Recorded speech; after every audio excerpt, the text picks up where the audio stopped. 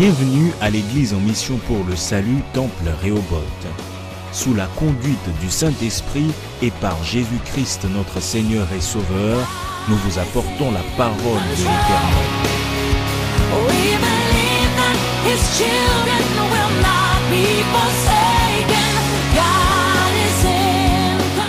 Voici l'heure de la vérité, une émission conçue et présentée par le dynamique homme de Dieu, l'évangéliste Eklou Kofi Samuel.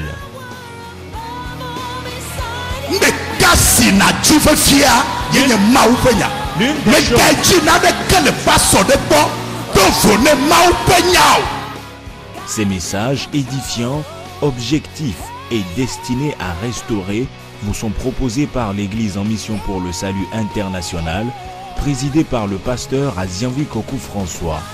Bonne condition d'écoute et que Dieu vous bénisse.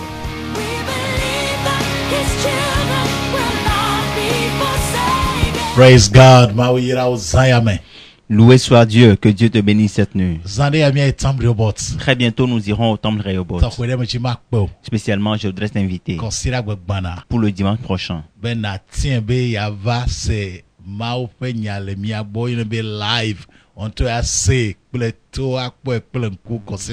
Je t'invite spécialement à venir suivre notre culte, à écouter le message au temple Rehoboth le dimanche prochain, et ce sera un culte que tu vas suivre en live. Que Dieu te bénisse. Le plus grand bonheur que l'on puisse avoir sur cette terre, c'est de rencontrer le Seigneur Jésus dans sa vie.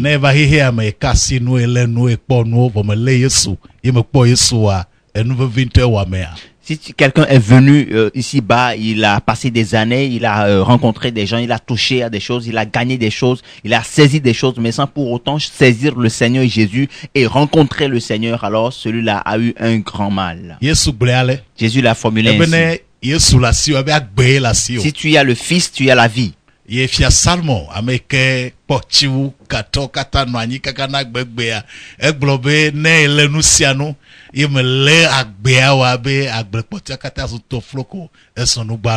le roi Salomon, le richissime, le roi le plus célèbre de tous les temps, a dit: si tu as tout gagné et que tu n'as pas saisi le Seigneur Jésus, ce n'est que vanité. Donc Jésus-Christ est le chemin, la vie et la vérité. Et figurez-vous, je ne vous parle pas d'une église, mais je parle de Jésus.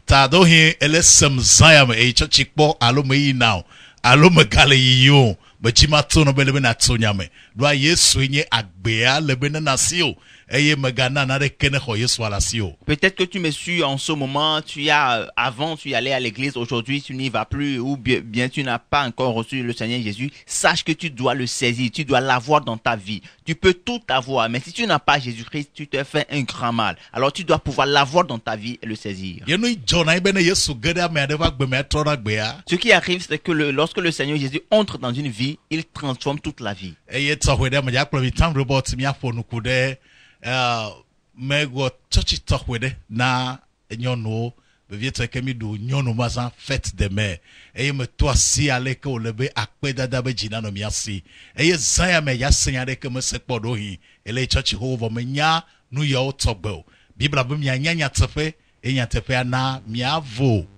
Je vais vous faire découvrir ou connaître le culte que nous avions fait lors de la célébration de la journée des femmes, et je vais vous faire écouter un message sur avoir un cœur reconnaissant. Peut-être qu'au cours de ce message, vous allez écouter des choses que vous n'avez jamais eu l'opportunité d'entendre, mais la Bible dit que vous connaîtrez la vérité et la vérité vous affranchira. Avant d'entrer dans la parole, je voudrais le mentionner que nous avons une annonce qui est au sujet d'un grand événement.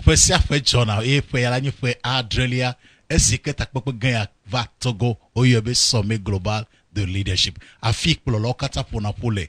Yo dolina musen, yo hona musen ye nous popo dengo ye vana, eye adango vana ye susu vana sommet global de leadership.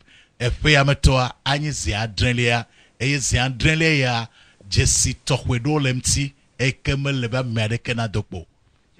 A lieu chaque année et nous sommes à notre 7e édition. Il s'agit du sommet global du leadership. C'est une plateforme, c'est une rencontre annuelle au cours de laquelle les leaders se rencontrent et se concertent, partagent des expériences et reçoivent l'inspiration et reçoivent des défis pour pouvoir se lancer dans leur vision. Et je crois que cette 7e édition a assez de particularités et personne, aucun leader noir ne doit jamais manquer cette édition.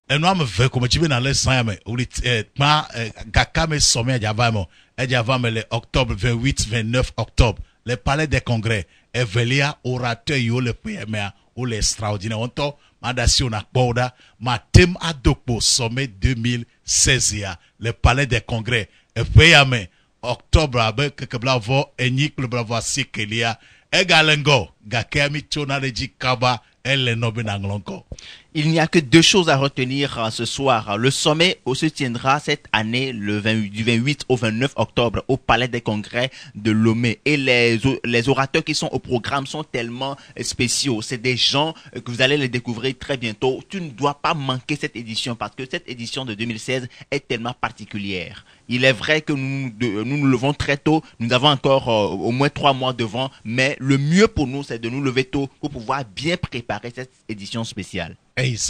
À bientôt. Et le message est intitulé Avoir un cœur reconnaissant. Avoir un cœur reconnaissant. Avant de poursuivre,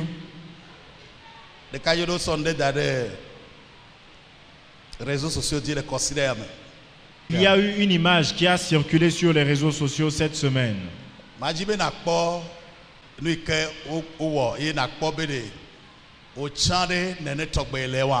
Je voudrais que vous observiez l'image et que vous voyiez, que vous vous demandiez si vous également vous êtes comme ça.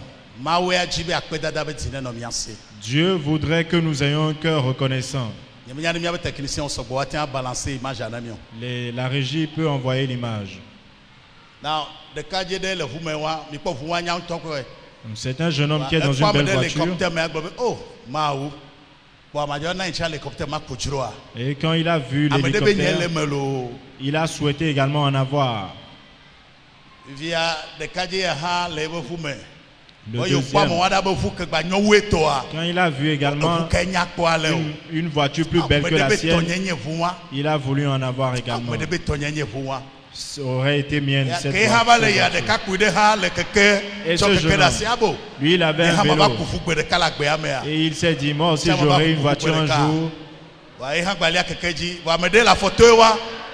Et un autre à pied. Et il s'est dit, vais-je continuer à marcher éternellement? Au moins un vélo m'aiderait bien. Voilà un handicapé. Et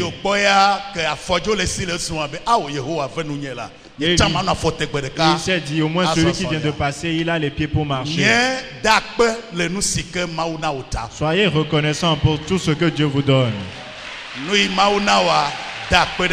Ce que Dieu vous a donné, il faut vous en contenter et en être reconnaissant. Là où vous êtes, vous avez quelque chose que Dieu vous a donné. Mais il faudrait le reconnaître et dire merci pour cela. Ton cas n'est pas le pire. Amen. Tu as quelque chose. Dis à ton voisin, tu as quelque chose.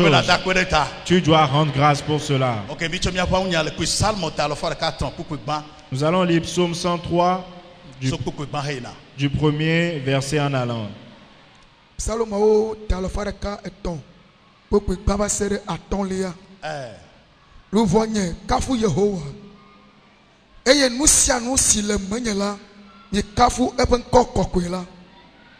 Nous voyons kafu Yehowa. Eye meganglo epe nyiwo kata be o. Amesi cho wo fotadao kata keo. Eye odagbe le wo dolelo katangu. Amesi dia wo agbecho begbeleme. Eye ocho amenveve pele nublani popo donana o. Amesi cho anunui dia fona o amegakuku. Alebe wo de kakpu nyeye gadoa yeye me abe hoto ene. Amen. Amen. Amen. Amen. Amen. Amen. Amen. Elefima. Est-ce que tu es là? Mawirao. Que Dieu te bénisse. Le psalmiste dit, mon âme, bénis l'Éternel et n'oublie aucun de ses bienfaits. Ce verset, c'est la clé de la reconnaissance.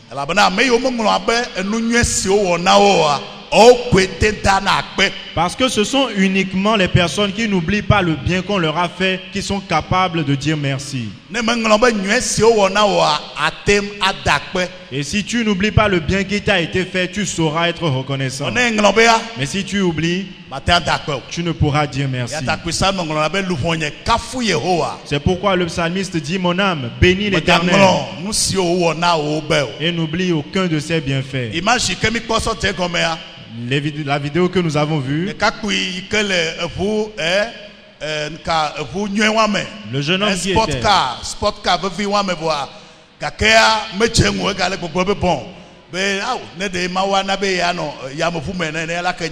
ce jeune homme qui était dans une voiture sportive, il ne s'en contentait pas et il voulait avoir un hélicoptère.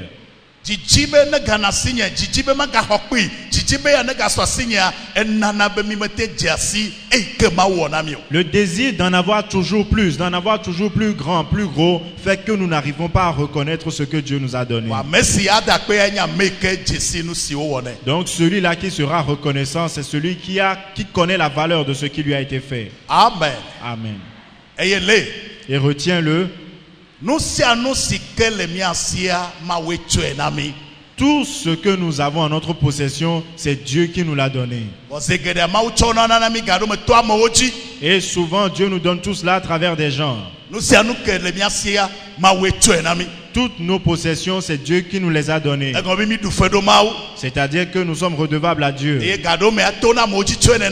parfois, il passe par les gens pour nous donner ces choses. Par exemple, avant que tu ne naisses, il faudrait qu'une femme tombe enceinte. Qu'elle soit enceinte pendant 9 mois avant de te mettre au monde. Il faut que quelqu'un s'occupe de tes études pendant que tu es enfant. Il faudrait qu'un maître t'enseigne ton métier. Il faudrait que tu reçoives de l'aide de part et d'autre jusqu'à ce que tu ne deviennes ce que tu es aujourd'hui.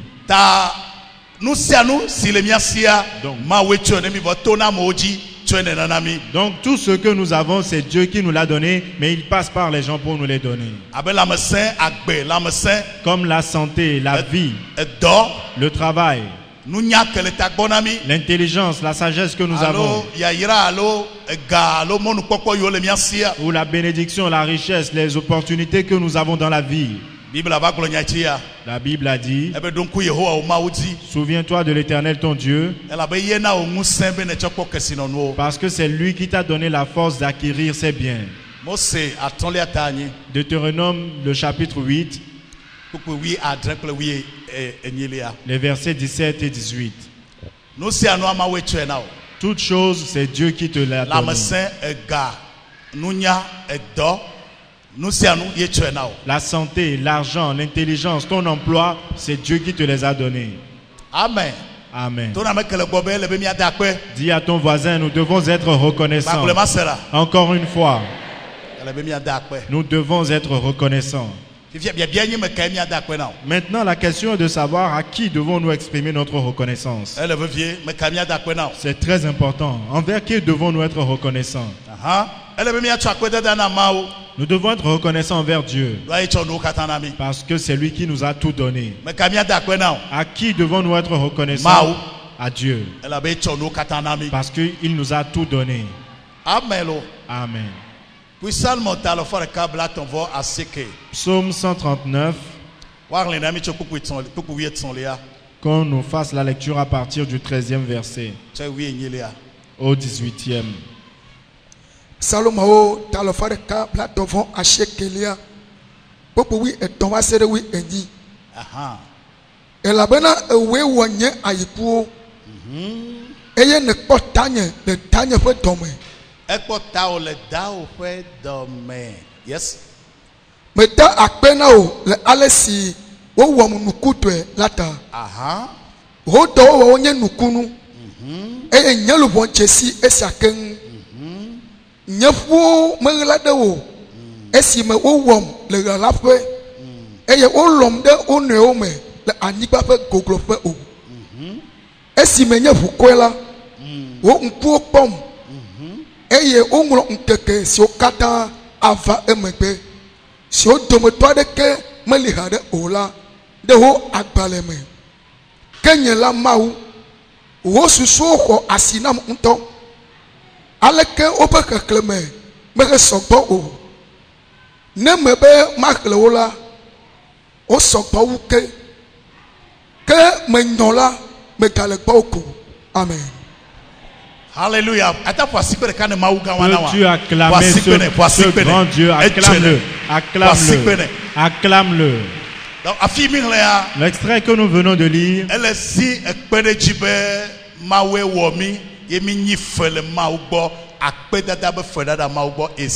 nous donne la confirmation que c'est Dieu qui nous a créés et que nous lui en sommes redevables et nous devons lui manifester notre reconnaissance. Retenez cette phrase essentielle. Dans l'extrait que nous venons de lire, il faut réaliser que vous n'avez pas besoin que Dieu vous fasse quelque chose avant de lui dire merci. Plusieurs d'entre nous restons bloqués à ce stade. Vous êtes redevable à Dieu parce qu'il vous a créé. Il vous a mis dans le sein de votre mère. Il a inscrit le nombre de vos jours dans son livre. Et il vous a créé pour que vous lui rendiez grâce.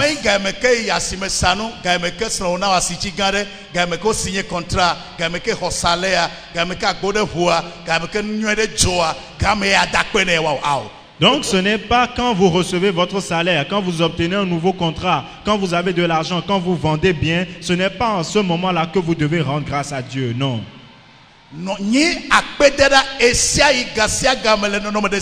Soyez reconnaissants tous les jours, en chaque situation, en toute chose. Même quand les choses sont extrêmement difficiles et que vous ne comprenez rien, soyez reconnaissants envers Dieu. Pourquoi? Parce que c'est lui qui t'a créé. Peux-tu acclamer Dieu? Amen. Amen. Amen. Amen. Donc vous êtes redevable.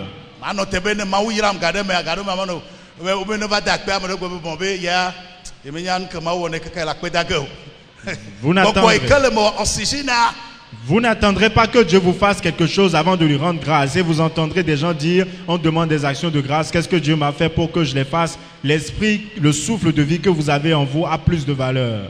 Quelqu'un peut-il s'écrier merci Seigneur Jésus? Maintenant, la deuxième personne envers qui nous devons être reconnaissants, ce sont nos parents. Surtout nos mères. Jérémie, le chapitre 1, le verset 5. Jérémie 1, le verset 5. Avant que tu ne sois formé dans le sein de ta mère, je te connaissais.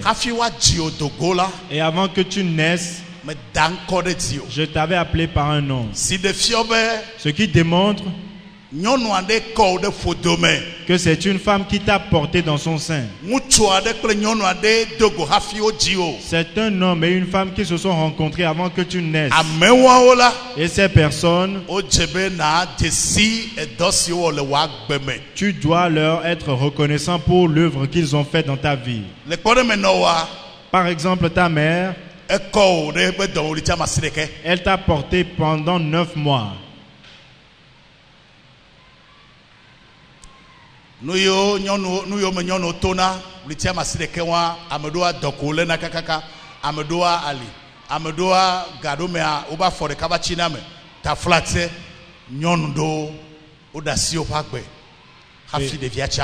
Et les épreuves que traversent les femmes durant ces 9 mois sont énormes. Il y en a qui sont tout le temps malades, certains ont le pied enflé et parfois même certaines y laissent leur vie avant que l'enfant ne vienne au monde.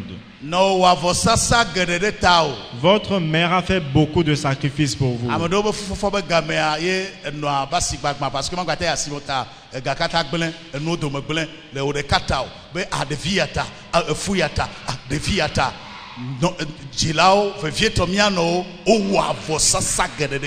À l'occasion de la grossesse, certaines femmes ont perdu leurs marchandises parce que la grossesse ne leur permettait plus d'aller au marché pour vendre.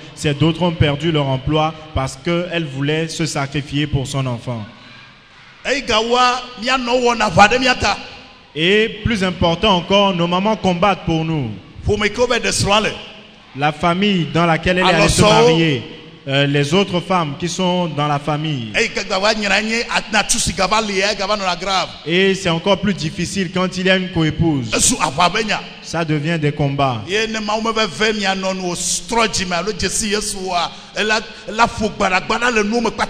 Et si Dieu ne fait pas grâce à votre maman pour qu'elle ait reçu Jésus, elle va s'immiscer dans plein de choses sales. L'exemple dans le livre des rois, je vais vous raconter l'histoire. Un roi, le chapitre 3 du 16e au 28e verset.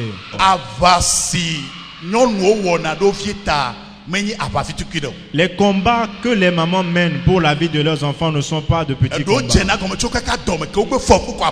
Il y en a qui commencent dès la grossesse même. Et certains se décident à faire tomber cette grossesse. Mais la femme se lève et elle dit non. Alors les gens se tiennent debout et disent accouche, on va voir. Et après la naissance, il y en a qui sont décidés, l'enfant ne vivra pas. L'exemple dans le livre des rois, c'est une femme qui a accouché et une autre femme a également accouché.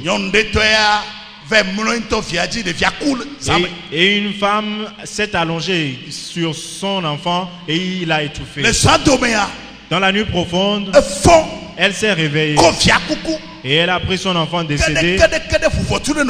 Lentement, elle est allée dans l'autre chambre et a échangé les enfants. Elle lui a laissé l'enfant qui était mort et a pris celui qui était vivant. Et au lever du jour, que s'est-il passé? Comment l'enfant a-t-il pu mourir? Et la Bible dit, en observant cet enfant, vous savez combien de fois vos mamans vous ont observé? En l'observant, j'ai réalisé que ce n'était pas mon enfant. Je lève ma main. Toute femme ici présente, je prie pour toi. Tu ne t'efforceras pas encore sur terre. Au nom de Jésus. Dis qu'il en soit ainsi. En observant cet enfant, j'ai réalisé que ce n'était pas le cas. Je lève encore ma main. Chacun d'entre vous, toute mère ici présente, et votre enfant devient autre chose que ce que vous avez exprimé. Depuis ce matin, l'Éternel, qu'il triomphe pour vos enfants. Ok. Nom de Jésus. Tu diras Éternel, tout enfant sorti de ce ventre, et tous ceux qui en sortiront, je proclame ce matin, ils sont des enfants bénis, ils seront la tête et non la queue. Je refuse toute substitution dans la vie de mes enfants. Au nom de Jésus. Acclame le Seigneur et assois-toi.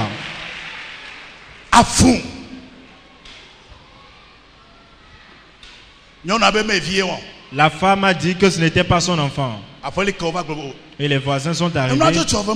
Mais c'est déjà arrivé. C'est fini. Non, ce n'est pas mon enfant. Ce n'est pas mon enfant. Nous allons y arriver.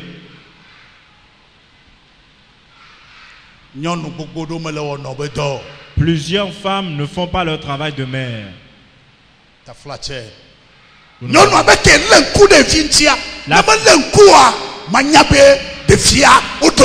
La femme a observé, bien observé l'enfant. Et si elle ne l'avait pas fait, elle n'aurait pas réalisé que l'enfant avait été échangé.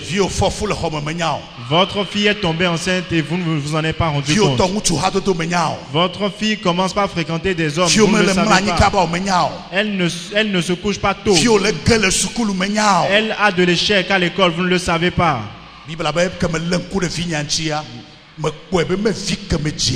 Cette femme dans la Bible a observé l'enfant mort et elle a réalisé que ce n'était pas le sien. Les yeux de la mère doivent être sur ses enfants.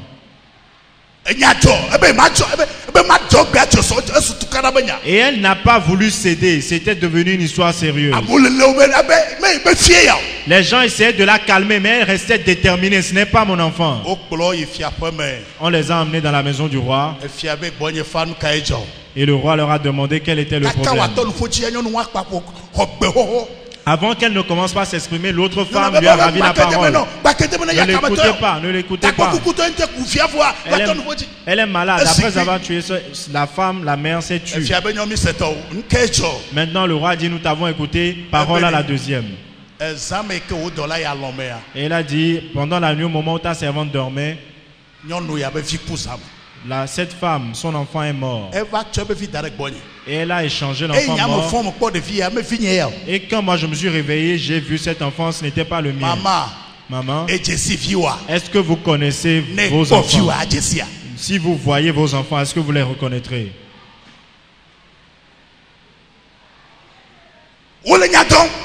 Et il y avait des tiraillements. Le roi dit d'accord. Et il a demandé à ce qu'on lui apporte une machette. Que l'on scinde l'enfant en deux.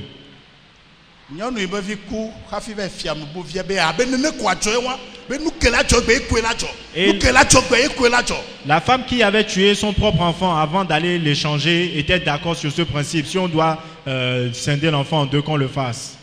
Et le roi a répondu au bourreau, cette femme-là, c'est elle la vraie mère. L'autre, elle n'a pas mis cet enfant au monde. Les femmes font preuve de miséricorde envers leurs enfants. Je lève ma main. Toute femme, je lève ma main.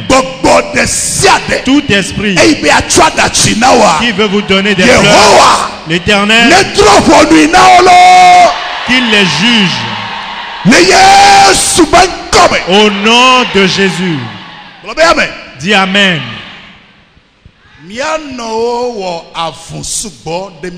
Nos mamans ont mené plusieurs combats pour nous. Mais malheureusement, lorsque nous grandissons et que nous commençons par travailler, que nous nous marions, nous oublions nos mères, nous oublions nos parents. Je vais te poser une question. Tu as encore envoyé quelque chose à ta mère dernièrement? Elle a encore mangé de tes sous, de ton argent depuis quand? Comment pouvons-nous manifester notre reconnaissance envers nos parents? D'abord, nous devons nous rappeler, nous souvenir d'eux souvent. Souviens-toi de ton père, de ta mère. C'est que tu leur donnes à manger. Ta maman ne peut pas rester affamée pendant que toi tu manges à satiété.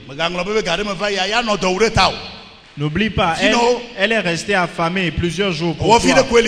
Il n'y a qu'un peu de farine. Et elle la laisse aux enfants. Elle reste affamée. Elle va au marché. Reste sous le soleil pour que ses enfants mangent.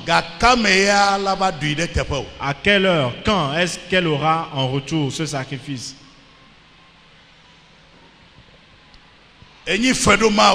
Vous êtes redevable envers Dieu, redevable également envers vos parents, surtout vos mères. Vous êtes redevable. Amen. Amen. Leur nourriture, c'est votre affaire. Leurs vêtements, c'est votre affaire. Quand elles sont malades, c'est notre fardeau. Vous ne pouvez pas rester indifférent à cela. Lorsque votre maman tombe malade, votre papa tombe malade, c'est vous qui êtes malade. Quand elle a mal quelque part, cela vous concerne. Si quelqu'un m'écoute aujourd'hui, si vous étiez indifférent au sort de vos parents, il vous faut vous repentir. Vous devez les honorer. Édifiante du révérend pasteur Eklou Kofi Samuel. Vous pouvez aussi adorer avec nous à l'église en mission pour le salut, 6 Abekota Doganto et présidée par le révérend pasteur Azienvikoku François. Pour vos commandes de messages sur support DVD ou de livres, appelez le 90 18 46 75, le 22 71 02 84. Email lumièreada@yahoo.fr. Site web www.eclousamuel.org. Que Dieu vous bénisse.